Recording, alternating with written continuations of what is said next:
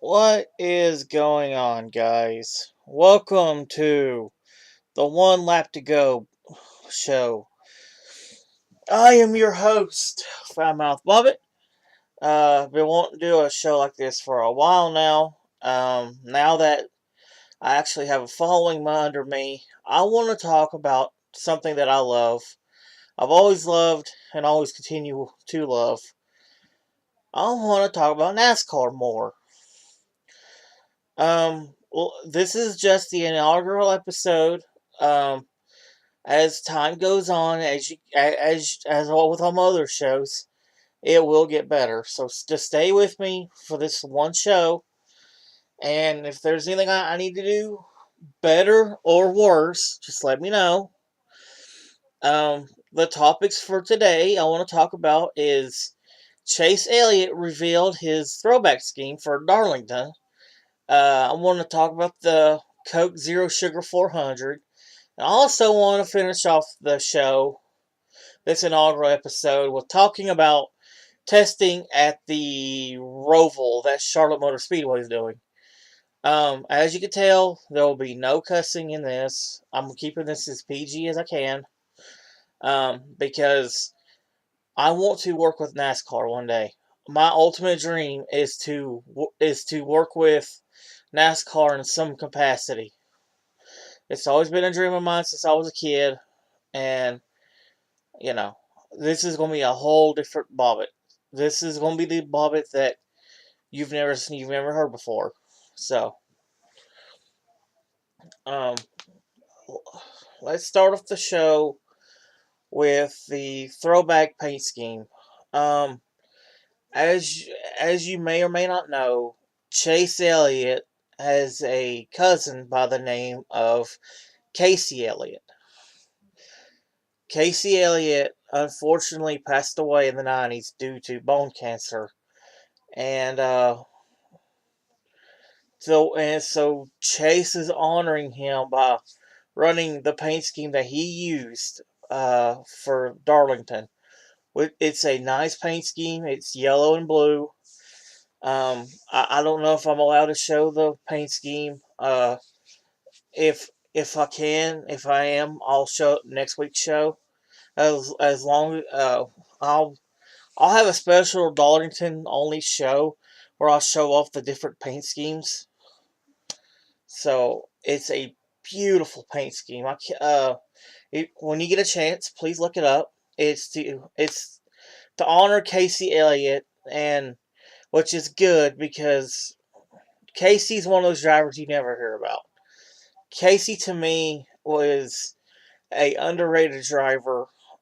He had a lot of potential still left in him, and unfortunately, he never got the full potential that he deserved.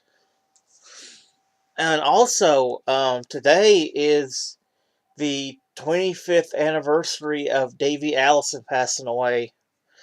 Davey was a one remarkable race car driver. He, if you want the definition of a Southern gentleman, Davey Allison is that description. Davey was a nice guy. He knew how to drive. He knew how to drive the car. He was well liked, well respected, and I would love to see his career if he didn't pass away. I would love to see how many championships this kid would have won. Like, he was peaking right at the time of his death, and that's so unfortunate. He should have won the championship in '92. That went to Alan Kwiecki, which also rest in peace. And I'd love to see Davey Allison continue racing. The kid was a remarkable talent. And if you're wondering why I got the Kansas Speedway picture up, it's because I was trying to find some kind of a thumbnail for this show. That's what I went with for right now until I can figure this stuff out. I, but yeah, I'm really excited to do this. I love NASCAR. Like, it's been my favorite sport since I was a kid. Um, okay, another thing I want to talk about. Um, I don't know if you've seen it on my channel. It's the live reaction to the Coke Zero Sugar 400 um, that was ran at Daytona. It was a great race. Um, it it's not as good as Daytona races in the past because the pack racing in it was kind of. I mean, it was there. There was a lot of pack racing, but it just felt like towards the end it was more single file racing, and that's okay for a little while. But for as long as they did it, I just felt that kind of drug on for a little too long. Don't get me wrong, I like single file racing at plate tracks. It's just keep it. How do I describe it? Keep it at like a minimum, really. Like I see what they was doing, especially with the back half of the field, trying to catch up to the front half of the field to actually make it a race. Because you got to keep in mind there was two huge wrecks before this happened, and it was both of the fault of Ricky Stenhouse Jr. And and how do I describe this? Well, as soon as the back half of the field caught up to the front half, that's when we had a race. And a lot of people's not liking this whole segment racing. I like it because it breaks up the monotony of what races used to be. If you remember back during the Jimmy Johnson domination era, Jimmy would run out to a 20-second lead and just stay there for the rest of the day. Nobody would catch him. Those, I don't know if anybody remembers that, but that was some boring racing. Because all it was Jimmy dominating. All the time he got excited was when a caution came out. Hopefully, you know, he was hoping that somebody would have caught up to him and passed him. And ever since they went to this whole segment racing, racing has been a lot better. Like, you don't, like, yes, you see people dominate the stages and stuff, but it's not as prevalent as it used to be. Used to, one guy would pretty much lead the whole race except for, people staying out to get bonus points or to lead a lap or to, stuff like that. I think there was one time somebody led the actual, like, full distance. I think that was Jeff Burton at New Hampshire. It was either Jeff Burton or Robbie Gordon. It was one of those two. And the finishes this year has been really good. Like the aero package that NASCAR is using right now is actually really good. I know a lot of people don't like it, and I mean I like it and I hate it. I like it in the sense we're getting awesome finishes out of this, which is good for the sport. It's good for the sport and it's good for the fans. Another reason why I don't like it is the cars seem like they're harder to control than they used to. Like I grew up during the Monte Carlo era, back during 2002 to what was it? 2007, 2008 ish. That gen of car. That gen of car was perfect because you know it it was what fans wanted. It had the big loud exhaust. It it pulled out the horsepower and it made the cars go.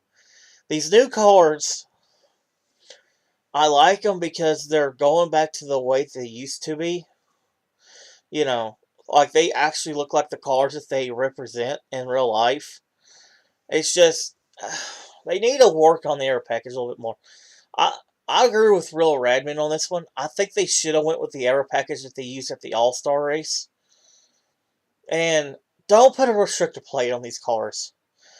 There's no reason to put a restrictor plate on a mile-and-a-half track. There is no reason for that. I'm sorry, but restrictor plates should only be for Talladega and Daytona. not for Atlanta or Texas or Auto Club. You know, that shouldn't be. And but yeah, the race was really good. I'm excited to see what happens next week. Because Eric Jones won the race. Congratulations! Shout out to Eric Jones out there with his first career win. Hope I get to interview him one day. That'd be really cool. And Dale Jr. came up with another famous quote. Last week he came up with a slide job, and so this week it's a win for mullets everywhere. So shout out to Dale Jr. Dude is killing it in the audio. Dude is killing it in the television booth. Really glad he stepped away from the sport. I know. For from a driver's perspective, it's really hard to step away from the sport you've dedicated your whole life towards. But I mean, he's still contributing to NASCAR in some way. Like, he's not totally stepped away from the sport. He's doing what Jeff Gordon is doing right now.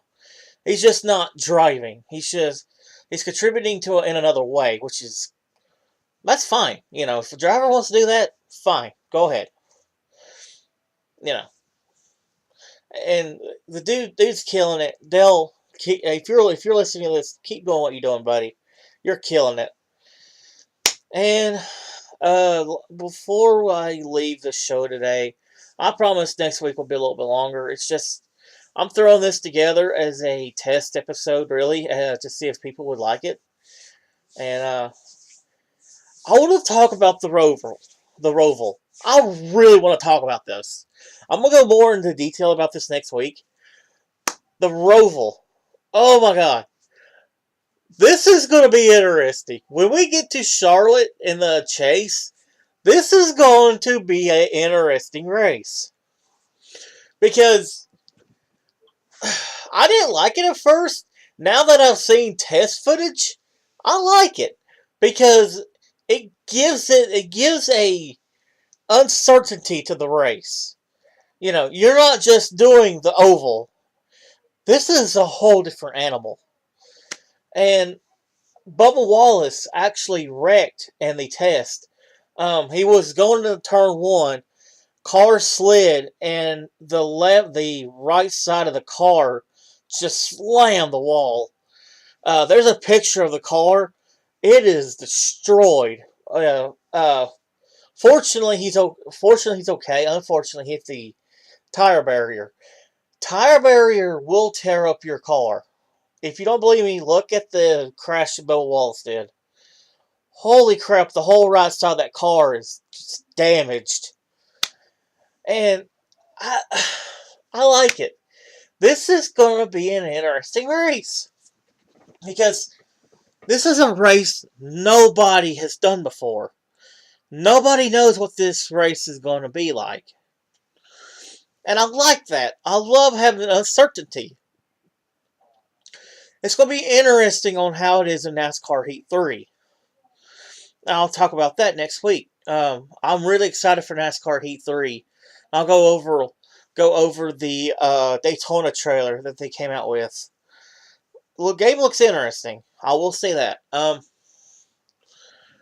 yeah, like I said, I'm gonna go more in depth with the Roval.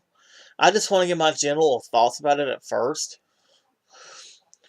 But the Roval's gonna be interesting because not two corners of that track is the same. Like, you know how Sonoma is and Watkins Glen. Sonoma has some of the same turns, kind of, and Watkins Glen has that whole like turns 8, 9, and 10 is exactly the same. But the way you approach it's completely different. And this is gonna be I think whoever wins the Roval is gonna win the championship, honestly. Because in order to win at the Roval, you have to adapt to change. You can't have the same car. The same car for Sonoma isn't going to win at this Roval, from what I've seen. This Roval looks like a completely different animal. And but yeah, I'm gonna talk about. I'm getting too far into detail. I want to say this for next week. But yeah, thanks for coming out, supporting this. Leave a like, comment down below. Tell me some things I should change. And I cannot wait to do this. I'm excited. I love, as you can tell, you can hear the excitement in my voice. I love racing. I love NASCAR. I've always have, and I'm excited to do this. So until next week, keep the pedal to the metal. Keep your belts held tight, and boogity. Let's go racing, boys. I will see you next week with the review of the race on Sunday. I think it's Kentucky. I think. I mean, might be Kentucky. So see you next week, and let's go. William Byron and Kyle Busch. Boogity.